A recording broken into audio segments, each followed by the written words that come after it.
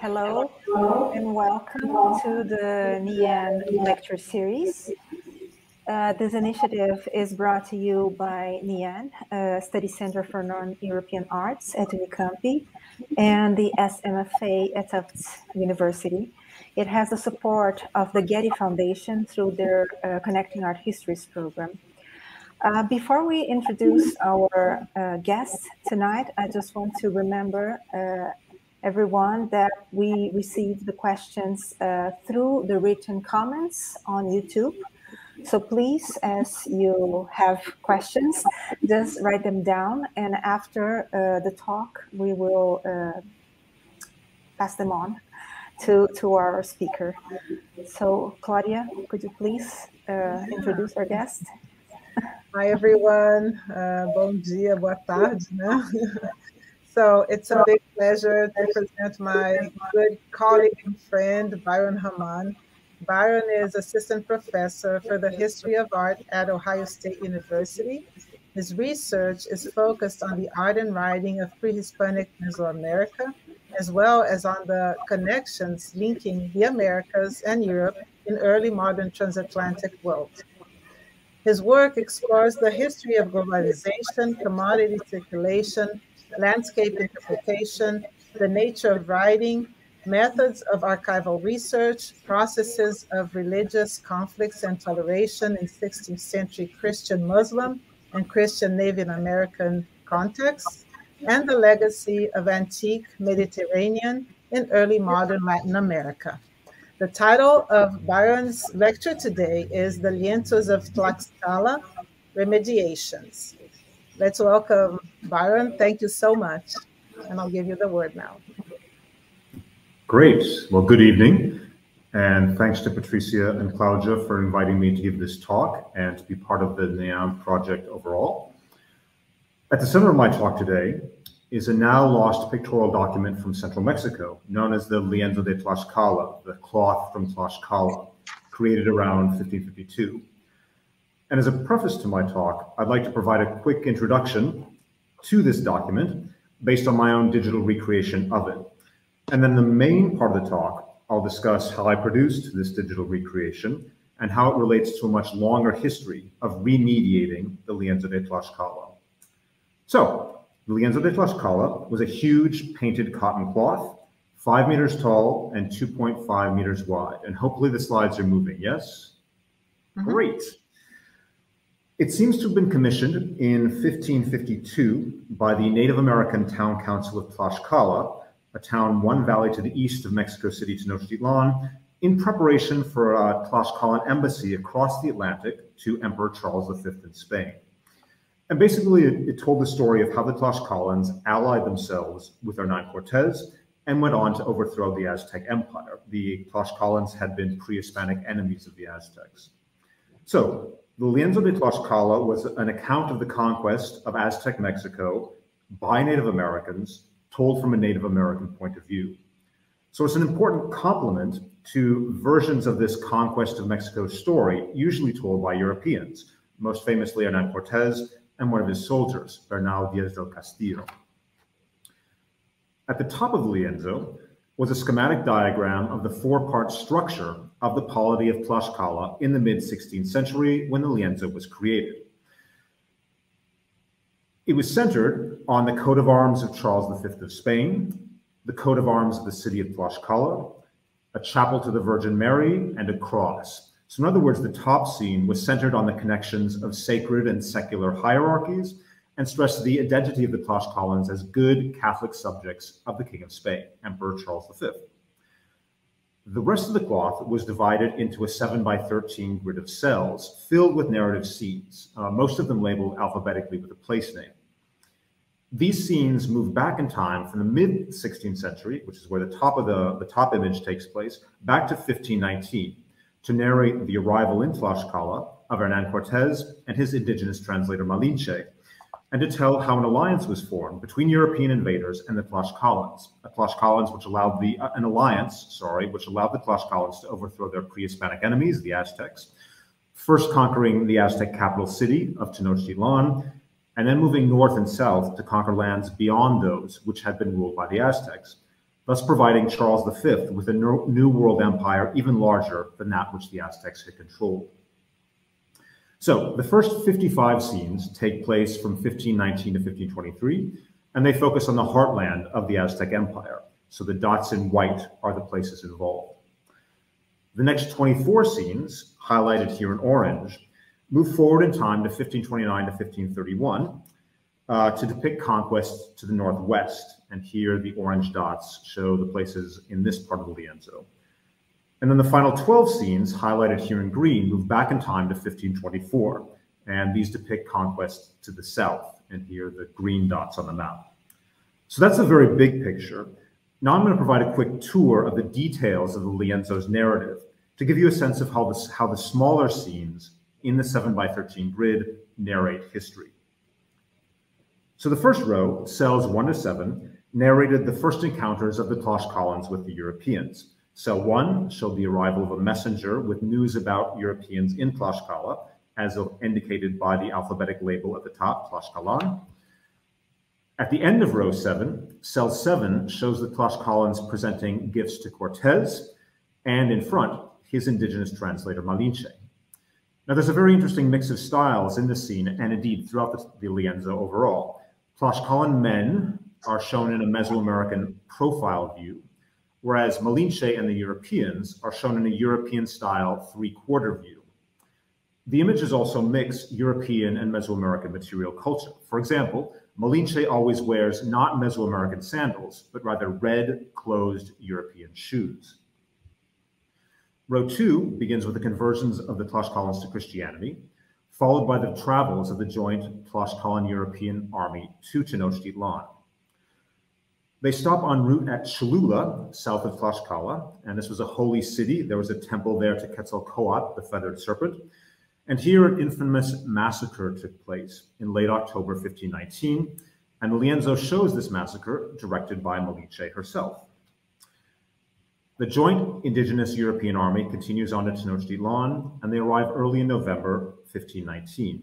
And here you see Cortés and Malinche on the right, meeting with the Aztec Emperor Moctezuma in cell 11. And again, at the top, the label tells you that we're at Tenochtitlan. And this, as you can see, is the central cell in row 2.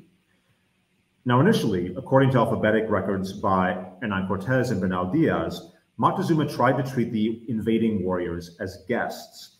However, these peaceful relations break down in June 1520, when Pedro de Alvarado, who would later be the leader of the expedition to Guatemala, chronicled in the final section of the Lienzo, well, basically he ordered a massacre of Aztec worshippers preparing a festival in honor of the god Tezcatlipoca. And this is shown in cell 14 at the end of row 2. Row 3 then continues with fighting between Aztecs and the Tlaxcalan European army in Tenochtitlan. The first cell in row 3 may show the death by a hurled stone of the Emperor Moctezuma, who had been held as a hostage by Cortés. But of course, Cortés and his allies are outnumbered, and so they decided to escape from Tenochtitlan under cover of darkness on June 30th, 1520. And so row 3 dedicates 3 cells to the crossing of a causeway that connected the island city of Tenochtitlan to the mainland. Again, Tenochtitlan was, of course, on an island in the middle of Lake Texcoco. And here, there were lots of European and indigenous casualties as they're trying to escape from the city. Hence, it's been referred to as the Noche Triste, the sad night. Next, row 4 describes how the joint Tlaxcalan European army traveled overland to safety in Tlaxcala, so from Tenochtitlan back to Tlaxcala. Row 5 then begins with the arrival in Tlaxcalan lands on July 8th, and the central cell in row 5, labeled Tlaxcala at the top, shows Cortés and Malinche on the left, meeting with a Tlaxcalan ruler on the right. And above them, there's a green and yellow battle standard in the form of a sun. Now, suns and sunrises throughout Mesoamerica were symbols of new beginnings, especially the beginnings of new ages of creation. Here's the first sunrise scene in the creation story of the pre-Hispanic Codex Vienna from Oaxaca.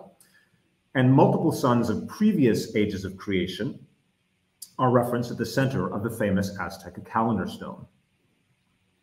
Now, alphabetic accounts from 1562, so a decade before the Lienzo is commissioned, claimed that when the Tlaxcalans brought Cortés safely back from Tenochtitlan to Tlaxcala after the Noche Triste, as a reward for Tlaxcalan loyalty, Cortés promised the Tlaxcalans a privileged position in the new Spanish-ruled society then being created.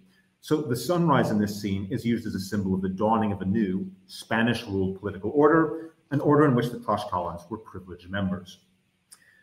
Now, despite the disastrous events of the Noche Triste, Cortés and his indigenous allies began plans for a second attempt to conquer Tenochtitlan. And so the rest of row 5 and row 6 and the start of row 7 describe battles against Aztec-held towns surrounding Tlaxcala. By December 31st, 1520, the army is back on the shores of Lake Texcoco at the town of Texcoco, and the third cell in row 7 shows the European indigenous army at the town of Texcoco, and again, it's labeled at the top. The central cell of row 7 then shows a schematic diagram of the Valley of Mexico. The island of Tenochtitlan is at the center, again, surrounded by the blue waters of Lake Texcoco. And then we have 4 schematic images of 4 communities located on the northern, southern, eastern, and western shores of the lake, creating a cosmogram of the 5 directions: north, south, east, west, and center. The rest of row 7 shows the start of the attack on the island capital itself, ending with a battle on one of the causeways connecting the island to the mainland. So the causeways in white, and above and below you see these designs that show the waters of the lake. More fighting is shown in the first 2 cells of row 8, and then in the third cell of row 8, which takes place on August 31st, 1521, the Aztec Emperor Cuauhtémoc, who is heir to Moctezuma, is shown surrendering. He's not labeled, but he's probably here, and note that he and the man behind him both hold shields, but no weapons. Both men face Cortés, who is enthroned and wears quetzal feather plumes in his hat, and Malinche is behind him. And the scene is labeled in Nahuatl, thus the Mexica Aztec Empire ended. The 4th, 5th, and 6th cells in row 8 then show other battles led by Cortés. The 6th cell, cell 51, has Cortés's last appearance in the Lienzo. And then the last cell in row 8, cell 52, highlighted here in orange, starts up the narrative about the battles in West Mexico from 1529 to 1531. And afterwards, the last 2 cells in the Lienzo show conquests in Guatemala, again, highlighted here in green. So that's a very quick summary of the Lienzo and how it narrated history. But again, what you've been looking at is a digital remediation of a lost 16th century document. My own digital recreation was only the most recent in a recent phase in a long history of remediating Tlaxcalan images of their alliance with Hernán Cortés. And so now, having presented this introductory preface, let's move on to the main talk. Part 1, remediations: lithograph, tracing paper, cotton cloth, bark paper. And now a quick water break. Mm-hmm.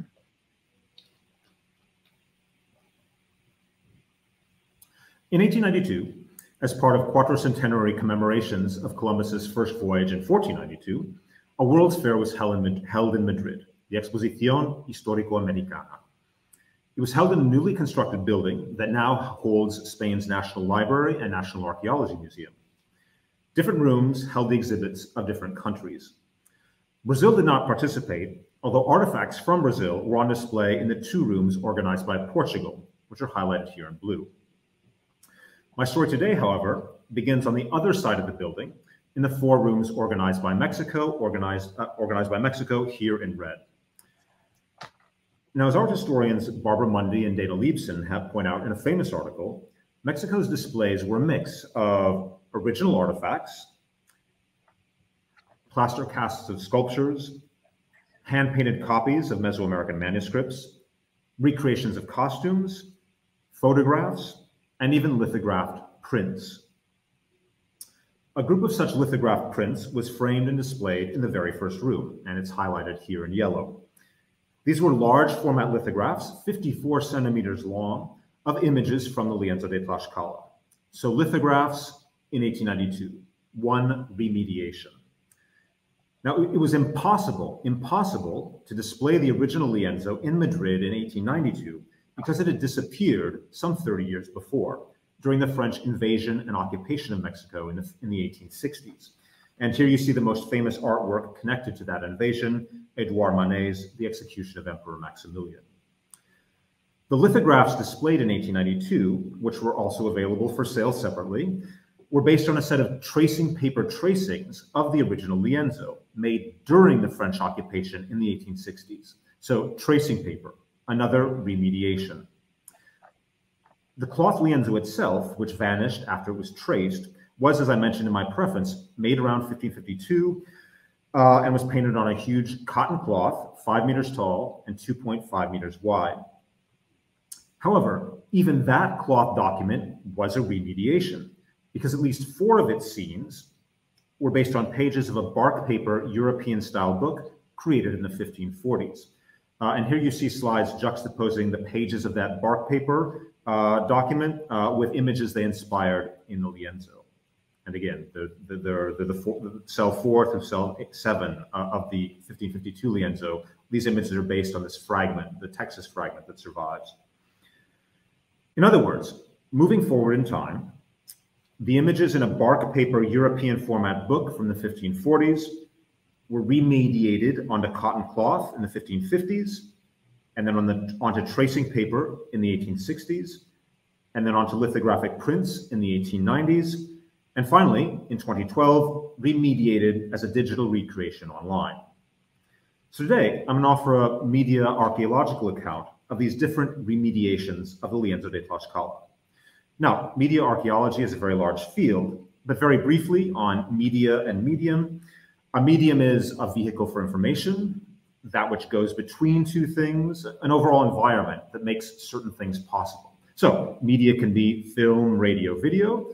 They can also be books, newspapers, telegraphs, or they can even be air, water, waves, wires, alphabets, writing systems, postal systems. So in other words, media don't require electricity. Now, more concisely, one slogan for media archaeology could be taken from media theorist Marshall McLuhan: the medium is the message. That is, what are the hidden structural effects of different media environments? How is hearing a speech on a radio different from watching it on TV versus reading it transcribed in a blog versus reading it in a printed book? What are the different effects that different media environments have on the surface information those media convey, and indeed, even apart from the surface information that's being conveyed? So in the rest of my talk today, I'm going to be looking at how the same basic story of an alliance between Tlaxcalans and Spaniards was shaped by the different media used to convey that story. Now, media archaeology as practiced today deals overwhelmingly with 20th and 21st century Europe and the United States. There are some key exceptions, of course. Thomas Mullany's The Chinese Typewriter and Ruben Gallo's Mexican Modernity. In other words, my project tries to contribute to writing media archaeological studies outside of a contemporary North Atlantic framework. 2, lithograph. So what were the media effects that the 1892 lithographs had on how the images of the Lienzo de Tlaxcala were read? Again, the 1892 lithographs were on large sheets of paper, 54 centimeters wide, and in the center of each sheet of paper was printed a different scene from the Lienzo. These scenes, as you can see, look like colored islands floating in the middle of a vast sea of paper. Now, the effect of this style of printing was to present the images of the Lienzo as if they were pages in a Western book. So you would look at one page scene, and then look at another page scene, and then another, one after another, in isolation. And indeed, these isolated scenes were often used to illustrate articles by historians and art historians, which is how I first learned of the Lienzo de Tlaxcala as a grad student.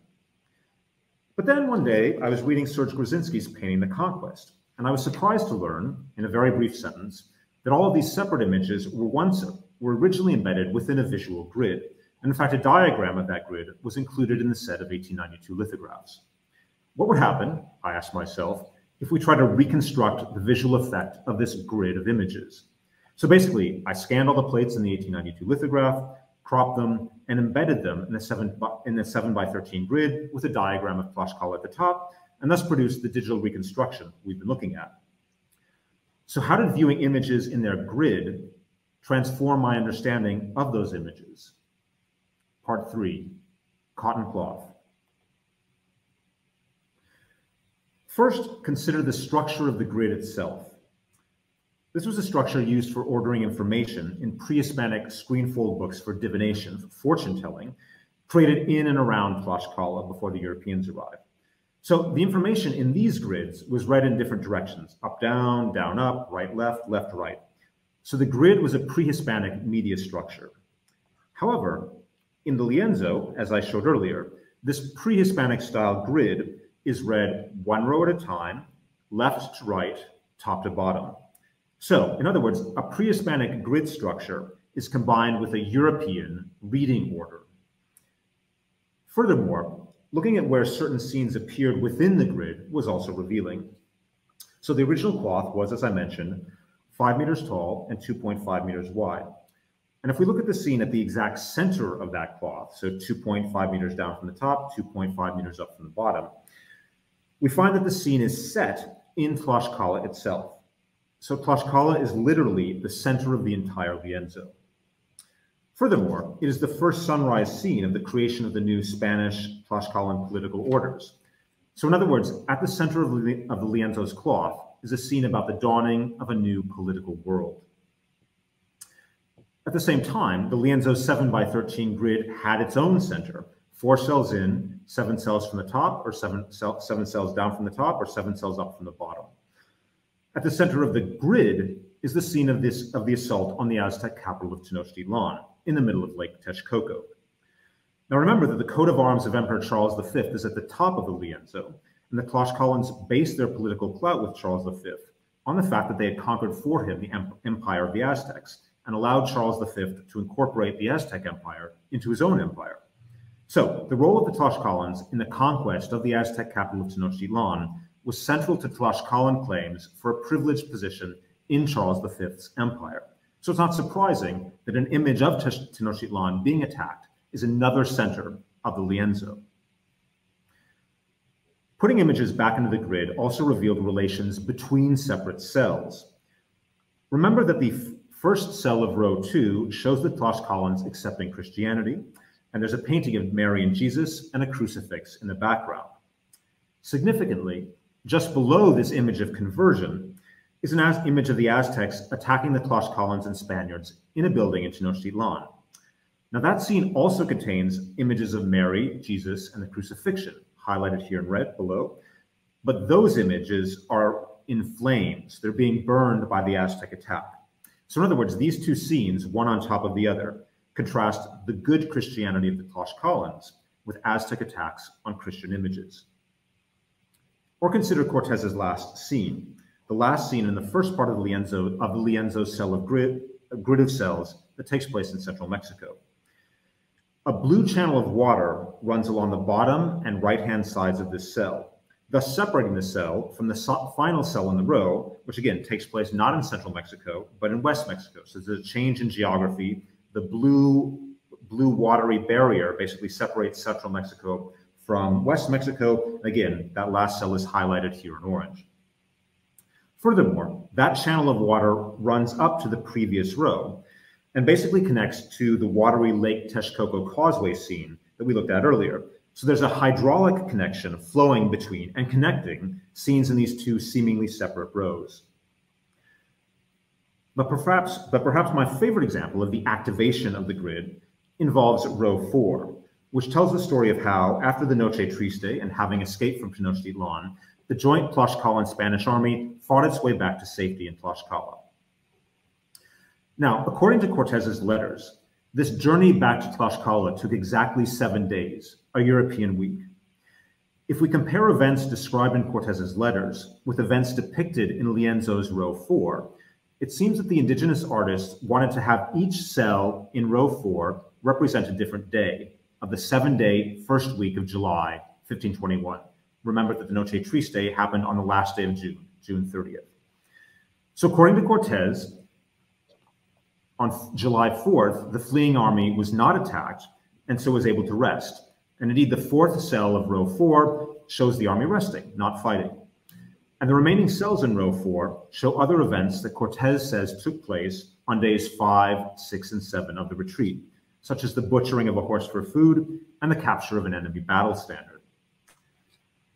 So what I think is being conveyed in 4 is in this mapping of the 7 days of the European week onto the 7 cell-wide structures of the Lienzos rows is a kind of slowing down of narrative time, one cell, one day, one after the other for a 7-day week, basically to stress how many opportunities the Tlaxcalans had to betray Cortés, but did not. Row 4 also sets up key events that are depicted in the row below, row 5, above all, the central first sunrise scene. Part 4, bark paper, and another water break.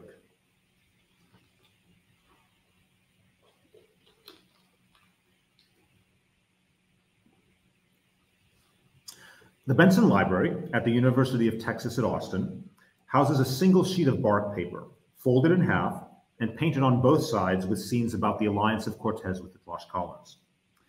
These scenes correspond with those in cells 4, 5, 6, and 7 of the Lienzo de Tlaxcala. The fold area on the sheet of bark paper, the area down the center, is highly damaged. You see the arrows pointing out all the holes in this central fold line. So we assume that this sheet was once sewn together with a bunch of other folded sheets to produce a European format book. Now, stylistically, the fragment has been dated to the 1540s, so it's probably an earlier version of the narrative, later recopied and transformed to produce the 1552 cloth version of the Lienzo. Again, the 4 scenes of the fragment correspond to the last 4 cells in the first row of vignettes in the on-cloth versions of the Lienzo. So we assume that in the now lost spine-bound bark paper book, this folded sheet, what survives as the Texas fragment, was preceded by another folded sheet that had a cover on it, and then inside cells 1, 2, and 3 of the images that are now in the first row of the Lienzo. And then these 2 sheets folded together were followed by many more sheets folded in a similar way to produce an entire book. I would even propose a history of use and damage that explains why only this sheet, the Texas fragment sheet, survives. We can imagine that as the first 2 sheets in the book overall, the cover sheet would have been torn off, and then this one, the second sheet, would have been torn off, leaving the main book behind. The main book, of course, has since vanished. If we look at the style of images in the Texas fragment, we can see, not surprisingly, all sorts of connections to the style of pre-Hispanic imagery in Tlaxcalan screenfold divination manuals. So here's one of those manuals again, screenfold book. You can see the grid. For example, figures are drawn in profile with bold black outlines. Women are drawn in a typically gendered posture, knees tucked under.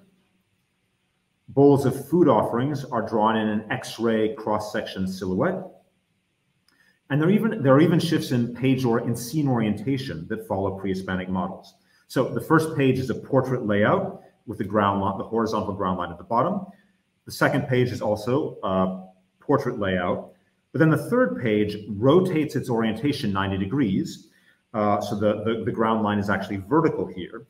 And this is a kind of rotation, horizontal versus vertical ground line, we also see in the Codex Borgia, for example. And again, the Codex Borgia is made in Tlaxcala before the Europeans arrived, which hopefully you can see in this example. So page 33 has a horizontal ground line with a temple on top. And then page 32, the next page over, the ground line is vertical. So the figures are sideways. So this shifting perspectives is something that's pre-Hispanic. And it's also carried over to this bark paper book.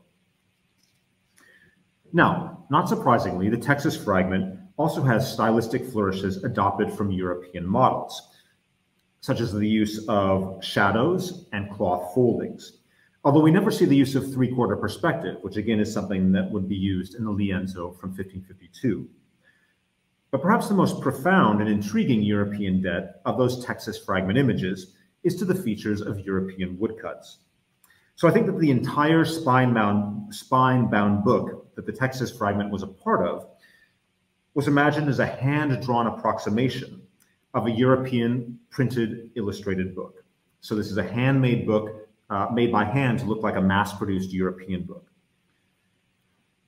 Serge Grzinski, in his still generative Mestizo Mind from the early 2000s, argued that the formal features of Mesoamerican screenfold books and European grotesque wall frescoes, that is, brightly colored fantastical images, free-floating on a white plaster background, produced a space of attraction that allowed the pre-Hispanic, the antique, and the early modern to frolic together. As with the trophy head-bearing centaur on murals in the 16th century church at Ixmiquilpan. Now, I think the woodcut images and the images of pre-Hispanic books, above all because of their shared bold black outlines, may have generated a similar space of attraction. Now, I first started to think about this space of attraction because of the Texas Fragments scene outlines.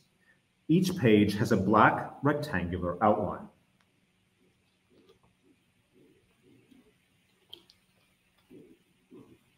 Now, the outlining of scenes with the outlining of scenes was a feature of pre-Hispanic Tlaxcalan books as well. Again, back to the grid. But there, in these pre-Hispanic books, outlines were not independent frames, as in European woodcuts. Rather, grids were the product rather the outlines, the frame lines, the red frame lines, were the product of an entire grid of connected lines. A grid format that in the 1552 Lienzo was amplified from a handheld scale in a book to a massive wall-covering size. So the scene outlines of the Texas Fragments are not part of an overall grid system, and so are much more like the framing lines we see in woodcuts, which have been much discussed by art historians, most recently by Shira Brisman. The European frame line creates a window onto a visual fragment of reality, whereas pre-Hispanic grids organize signs and beings in a very different way. Now, these odd framing lines in the Texas Fragment drew me to other features of the Texas Fragment images that violated pre-Hispanic conventions, including the use of frame lines to crop figures, to cut off part of them so you don't see the whole figure, which again is common in woodcuts, but never used in pre-Hispanic manuscripts. Pre-Hispanic books seldom use visual overlapping, unlike woodcuts, and here the stacking of heads and bristling of weapons on the right is quite striking, and is very much evocative of Ekeomo iconography, such as you can see on the left. And I'm also intrigued by this group of women and their rippling costumes. We can see the outlines of their bodies and feet, pre-Hispanic style. But overlaid on those bodies is a very European presentation of folded cloth, hiding the feet, which again has woodcut precedence. So I think what we may have with the images of these women is a kind of playing with X-ray and cutaway views that we saw earlier in the vessel images. What all this seems to mean is that in our earliest surviving Tlaxcalan visualizations of the arrival of the Europeans and the conquest of the Aztecs, European formats are being appropriated, much as the Tlaxcalans appropriated European firepower to overcome their pre-Hispanic enemies. And if we think about the message of the medium of the European woodcut book, this is also probably significant. It's no accident that most of the woodcut images that I've used today to compare to the images in the Texas Fragment come from illustrated Bibles and Lives of the Saints, books published in Lyon and in Seville in the 1530s and 1540s. And we know that books from Lyon and Seville were indeed traveling to Mexico at this time. So quite possibly, the Tlaxcalan artists, when they created the bark paper version of the alliance story of the Tlaxcalans with Cortés, hoped to appropriate the sacred prestige of European printed religious texts by creating a hand-painted artifact that borrowed visual techniques from Christian printed illustrations, and which, in its very spine-bound format, appropriated the format of the European book, and indeed, above all, the format of the Bible. Biblia, of course, means book, as opposed to scroll, right? So, given this, if the book in the 1540s, if the book format was such a charged, kind of sacred European imported artifact, why then did they change from the book to the screen, to the large cloth in 1552? Well, perhaps they were thinking about relative audience and about European tapestries. Only a small number of people can crowd around a spine-bound book, whereas the massive cloth lienzo, if displayed on a wall like a European tapestry, could be seen by many more people. So to conclude, those are some thoughts about media archaeology and the impact of form on narrative in the various remediations of the Lienzo de Tlaxcala. Thank you very much.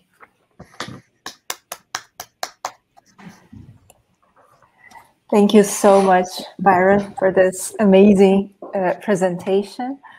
We are now open for questions while our viewers write them down. I don't know if Claudia wants to just start with some comments. Wow, I absolutely loved your talk, because it is not only, you know, you're touching on pre-Columbian material, which is amazing and innovative, in talking about this connection between, I mean, what happens in this contact zone. Huh? But I think you raise really important questions for art historians as a whole, right? Like, we tend to float from one media to the next, and you know, discussing, for instance, the content, and almost, you know, dismiss the centrality of the media. Nah? And I think your work shows how important that is, and how much the narrative changes. And I have a very historical question for you, because I was so into your talk, and then suddenly it stopped.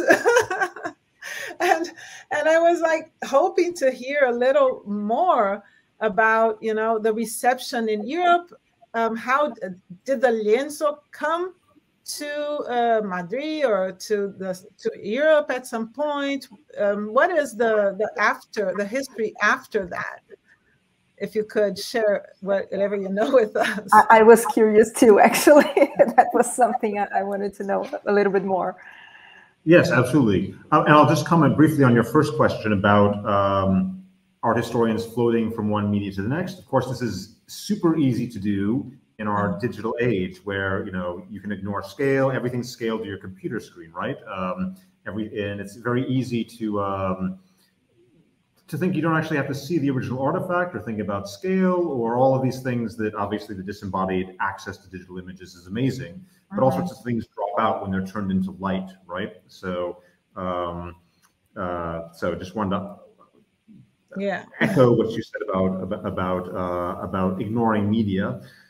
So reception in Europe. So this is also intriguingly, an account from the 18th century claims that the 1552 cloth lienzo was actually created in an edition of three. Three copies were made. So again, thinking about European printing and mass-producing objects, so it's a set of three get made.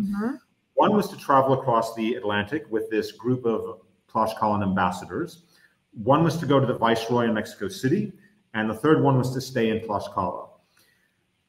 Again, in 1552, the Tlaxcalan City Council commissions the lienzo, and they paint Charles V's coat of arms at the top. However, they don't get around to actually sending an embassy across the Atlantic until 1562, at which point Charles V has retired and actually died, and his son, Philip II, is in power. And we don't know so we know an embassy went. We don't actually know if they took the lienzo with them or not. And this was like the fifth time the Tlaxcalans had sent an embassy across the Atlantic. The first time was in 1528. So the Tlaxcalans at this point are used to traveling across the Atlantic, going to Madrid, talking to their emperor or to their king. So basically, alas, we don't know if it made it to Europe, if there's a European reception. We don't even know what happened to the copy for the Viceroy. What we do know is that in the 18th century, there was a copy of the lienzo in the chest, the city council chest in Tlaxcala itself. A copy gets made in the 18th century, and that copy is on cloth, but it also transforms how the images look.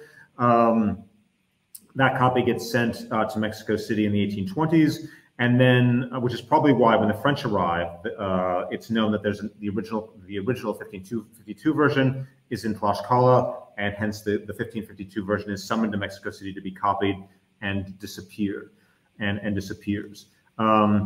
I should say one more thing about reception. Although we don't know what happened to the 1552 lienzo, if it traveled in 1562 across the Atlantic, a few years later, in around 1580, another guy from Tlaxcala called Muñoz Camargo writes an alphabetic history of Tlaxcala, and then also has produced a spine-bound book filled with black and white images illustrating that history. And all of the cells in the lienzo, the 1552 lienzo, are basically recopied into the book in one cell per page, and some other images are added. And this book definitely does cross the Atlantic. Muñoz Camargo takes it to Madrid. It's in Madrid for a while, and then in the 18th century, it ends up in Glasgow, strangely enough, where it still is. So we're not sure if the 1552 lienzo crosses the Atlantic, but another remediation from 1580 definitely crosses the Atlantic. And unfortunately, I don't think we know how that copy is received either, or how it's interpreted and discussed. But again, there are lots of remediations of the lienzo. I just focused on a few of them today. Yeah, so I think that mostly covers your question on what happens afterwards. But do you have any follow-up, or did that cover what you hoped to hear? Yeah, no, just one like small question. Basically, you also quickly told us that for art historians, the page by page was really what kind of sort of went into the basic materials that were looked at by art historians for many decades, right? Yes, absolutely. And of course, I mean, one can also give the past the benefit of the doubt. I mean, to produce pre-digitally a facsimile version of the lienzo, you need massive sheets of paper. It'd be like a sheet of wallpaper. So we can also think about, it's very easy for us now to digitally produce this giant artifact in a very small scale. But obviously in the past, if you're dealing with lithographs, if you're dealing with these things that used to exist called photocopies, which used to be only in black and white or black on white, you couldn't even color photograph these photocopies. So also technologically, it becomes much easier to kind of reconstruct the object now than it would have been for art historians in the past who are faced with this, giant object in a special collections catalog. Intriguingly, again, the desire to have separate images separated from their surrounding grid is still very prevalent. So whenever I, in my own publications, illustrate scenes from the lienzo today, I always crop the scenes so that they include the frame line and also fragments of the surrounding images to remind viewers that this is a fragment of a much larger scene. Recently, an edited book for Latin American history was published, and the authors wrote to me and said, "Oh, we'd love to use some images, actually like 6 of them, a lot of images of the lienzo as part of this story." I said, "Sure." So I sent them, a series of carefully cropped images that included the grid lines and the fragments. But alas, purity control. They recropped it to make pure images, unconnected to anything else. So yeah, still a battle. A long, slow battle. Yes, absolutely. Yeah. On that note, we have a question asking exactly about the frames. This is Fernando. Could you comment a little on the function of frame lines in pre-Hispanic writing? It seems that its function was that of a connector/indicator of reading directions instead of the dividing effect it usually assumes in the West. Yeah, so great question.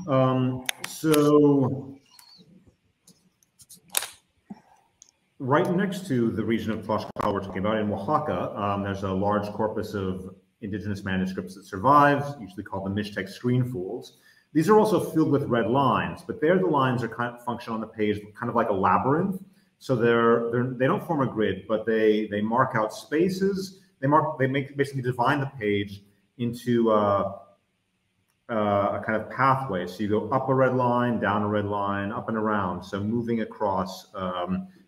Basically dividing the page into a flow of space. In the Borgia group codices, which is what the codices created in around Tlaxcala, we really do have dividing lines. But often they're separating calendar glyphs that go up and that increase in number sequentially. They provide a series of different examples of iterations of the same basic idea.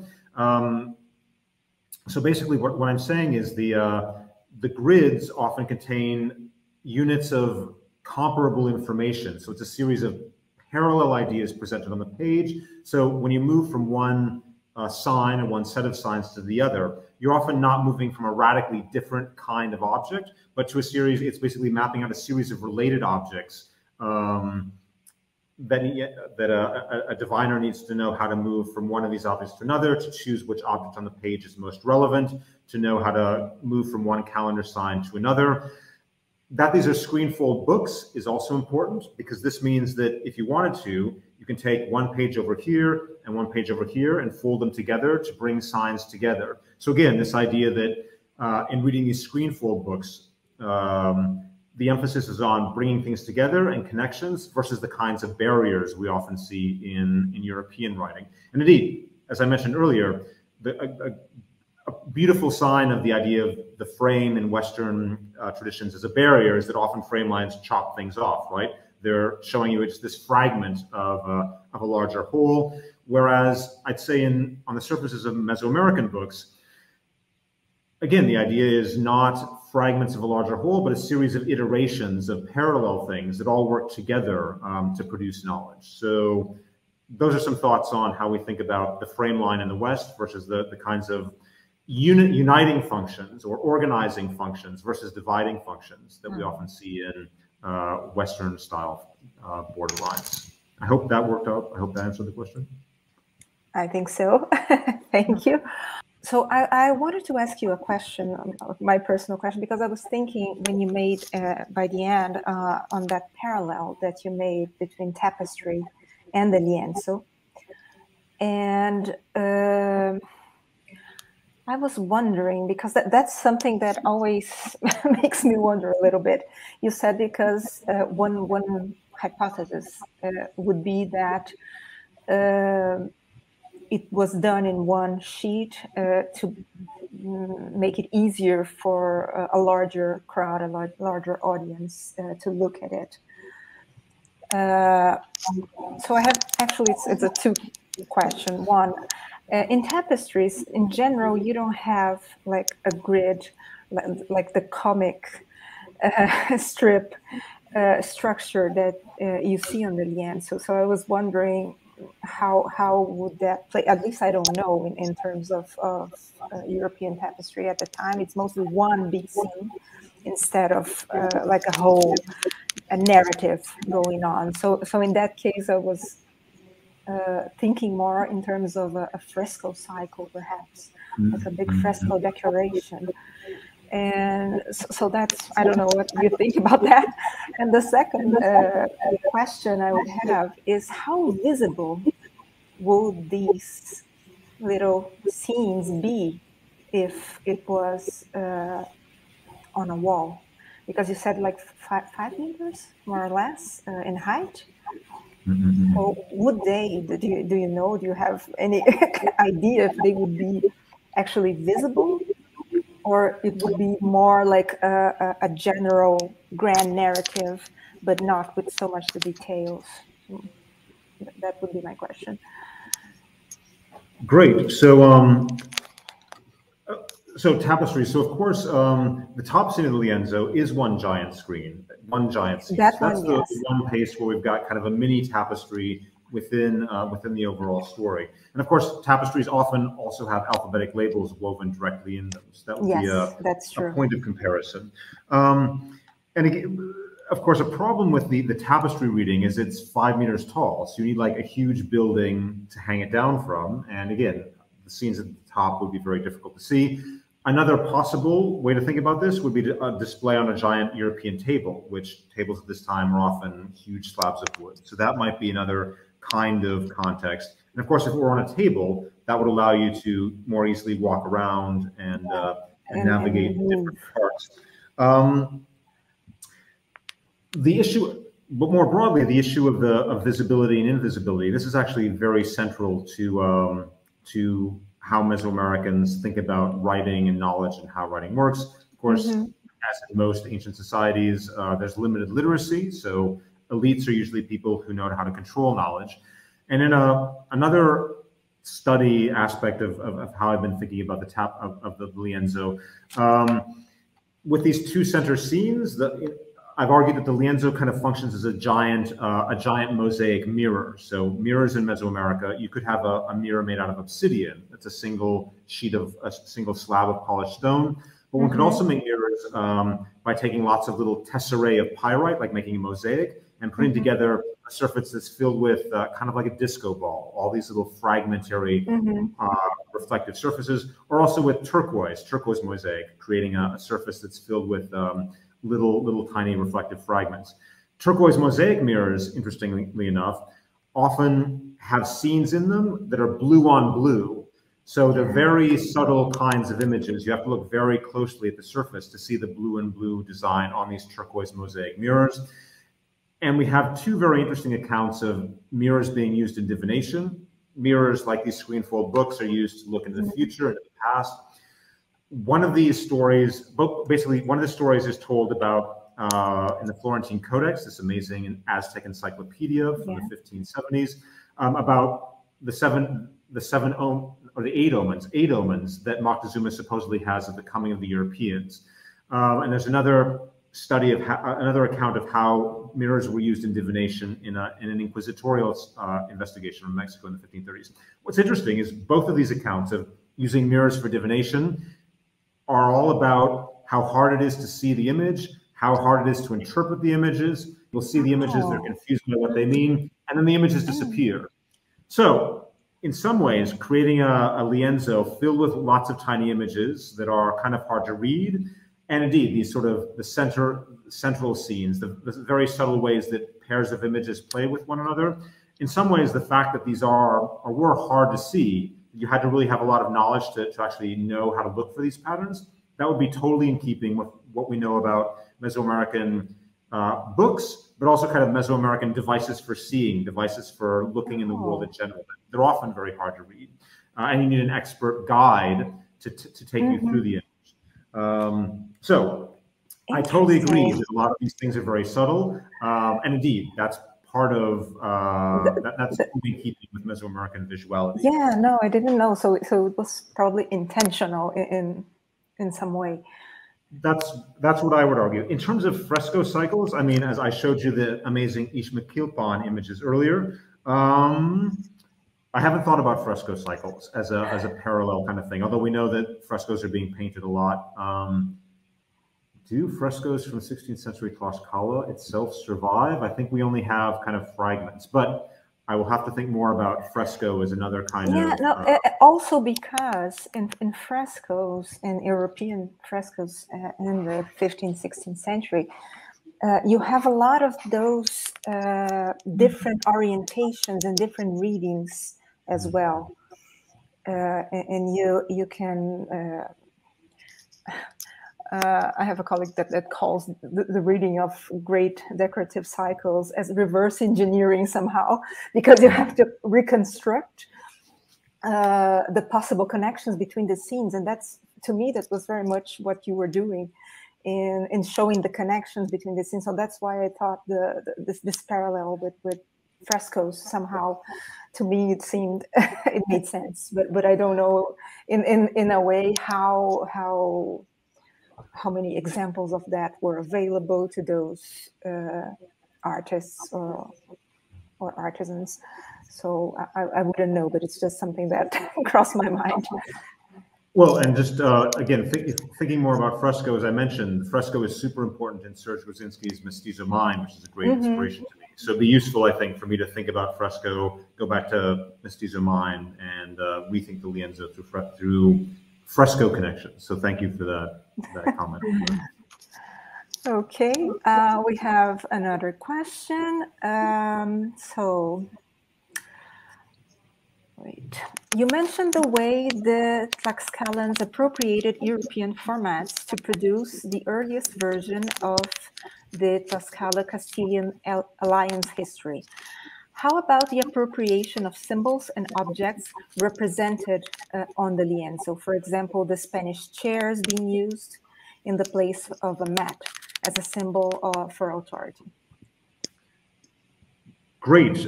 Yes. So, for example, in the Tenochtitlan scene, I believe Emperor Moctezuma is seated on a folding chair, a European-style folding chair. So that's a classic example of the appropriation of European material culture in the lienzo. Another great example is actually we also saw this scene when they're in Texcoco, on the shores of Lake Texcoco. There's there's a canoe which has an eagle carved, an eagle prow. There is an image of the temple of the god Tezcatlipoca, the kind of god of the smoking mirror. So you see his sacred bundle inside the temple. He's wearing a large round mirror, but in front of him is actually a European horse's head. So so one could read this as just a sacrifice, but horses were obviously these very strange creatures. So it could be another example of taking a horse's head as this strange, far-traveled animal and appropriating it into a temple as a kind of quasi-sacred, or at least strange kind of force. We also see Europeans appropriating obsidian-bladed swords. So, of course, the Europeans create their swords out of pieces of metal. The Mesoamerican equivalent is like a club, a wooden shaft into which pieces of obsidian are set. We also have, again, from either Cortés or Diaz del Castillo, the description of appropriating Mesoamerican quilted armor. So making armor out of basically stuffed sheets of cotton that's then quilted in a grid that apparently was very effective against certain types of weapons. We see indigenous people wearing this armor in the lienzo. I don't think we ever see Europeans wearing this in the lienzo. Another example, as I mentioned right at the beginning, is Malinche always wears these closed European shoes, which probably connects to her as a kind of go-between, someone who can travel between different worlds. I mean, she speaks multiple indigenous languages, and she learns Castilian. So that's another great example of the appropriation of European material culture. I'm trying to think. Shields generally are, Europeans usually have these heart-shaped adarga shields versus Native Americans having these round shields. So the shields are usually kept fairly distinct. Trying to think of. So those are yeah. So there's a list of several examples of this kind of material culture being appropriated by the creators of imagery. So yeah, great question. And obviously, when I've thought a lot about it, so I had various examples. I imagine. And we have time for one last question. I think it's Fernando's. So another famous lienzo that tells the history of the conquest is the, oh God, Fernando, the lienzo of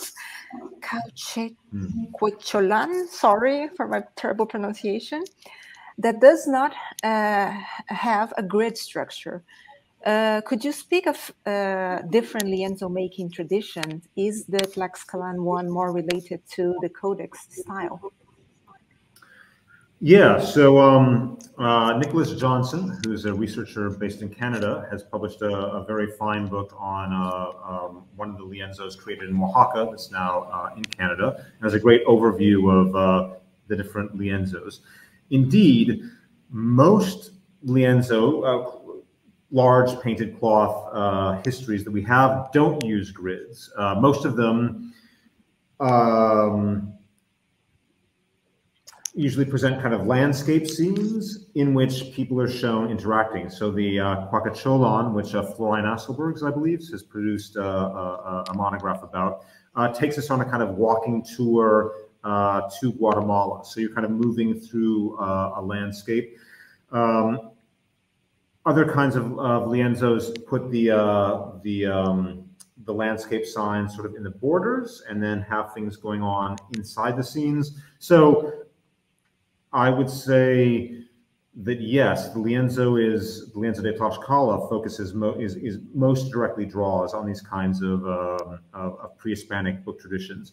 As far as I know, most of the surviving lienzos made in other parts of Mesoamerica seem to date to the second half of the 16th century. So it's interesting that if the Lienzo de Tlaxcala from 5052 is one of the first lienzos created, that it is still playing around with these screenfold book traditions. But again, if it is in fact based on European-style bark paper book, it's interesting that to create the lienzo, a very European format is sort of being rejected, and there's a conscious kind of archaizing impulse to go back to the grid format as a way to structure this information. So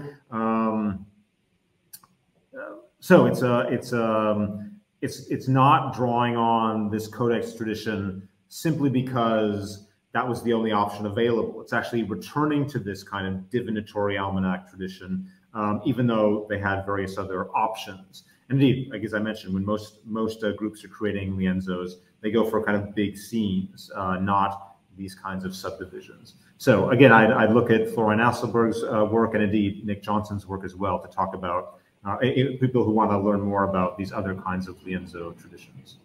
Great question. Also.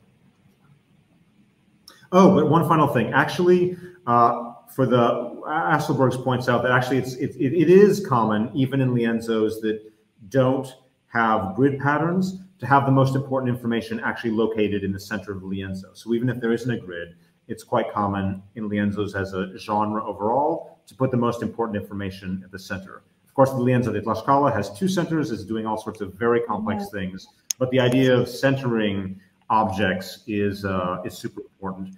And in this, we may have connections to sacred bundles and how sacred bundles are thought about. So religious objects, sacred objects in Mesoamerica, you would often take the object, like a statue of a deity, and then wrap it up in yards and yards of cloth. And usually you would not open it. You'd leave it closed, and opening it would be very dangerous. So the idea that you have cloth enclosing something very powerful at its center, which again is often not visible, not easy to see.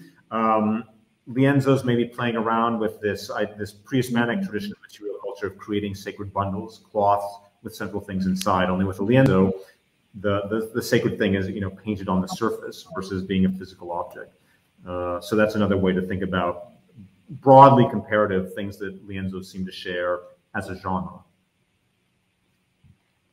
Perfect. Thank you so much. So I think it's time for us to wrap it up. I thank you all for watching. Thank you so much, Byron, for your participation and for this great talk. Thanks for the invitation. And as usual, we will soon start advertising for our next lecture. And we will be waiting to welcome you back again. So thank you so much. Thank you, Byron. Nice to see you. Thank you for your beautiful talk. My pleasure. Bye, everyone. Bye.